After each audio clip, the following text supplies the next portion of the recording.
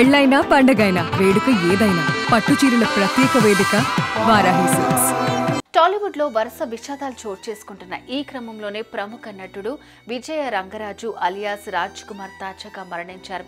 చెన్నైలోని ఓ ప్రైవేటు హాస్పిటల్లో ఆయన గుండెపోటుతో తుది శ్వాస విడిచారు. ఈ వార్త తెలుసుకున్న సినీ ప్రముఖులు, ఆయన అభిమానులు శోకసంద్రంలో మునిగిపోయారు.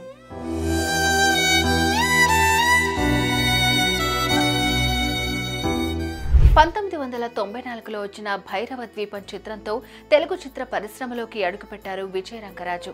ఆ తర్వాత అనేక సినిమాల్లో నటించారు. ఇక 2004లో గోపీచంద్ హీరోగా వచ్చిన యజ్ఞం సినిమాలో విలన్ గా నటించి మంచి గుర్తింపు తెచ్చుకున్నారు.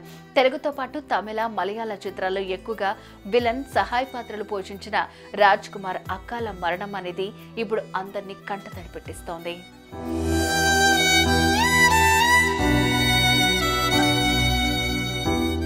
అయితే వారం క్రితం హైదరాబాద్ లో ఒక సినిమా షూటింగ్ లో గాయపడ్డ విజయ రంగరాజు ట్రీట్మెంట్ కోసం చెన్నై వెళ్లారు. ఈ క్రమంలోనే ఆయన హార్ట్ అటాక్ గురై చెన్నైలోని ప్రైవేటు ఆసుపత్రిలో తుది శ్వాస విడిచారు. ఆయన మరణంతో కుటుంబ సభ్యులు, బంధువులు శోకసంద్రంలో మునిగిపోయారు. ఈయనకి 2 కూతుళ్లున్నారు. మరో విషయం ఏంటంటే విజయ రంగరాజు నటుడిగానే కాకుండా వెయిట్ లిఫ్టింగ్, బాడీ బిల్డింగ్ లో కూడా ప్రవేశం ఉంది. ఇక ఆయన మరణ వార్త తెలుసుకున్న సినీ ప్రముఖులు, అభిమానులు సంతాపం తెలియజేస్తున్నారు.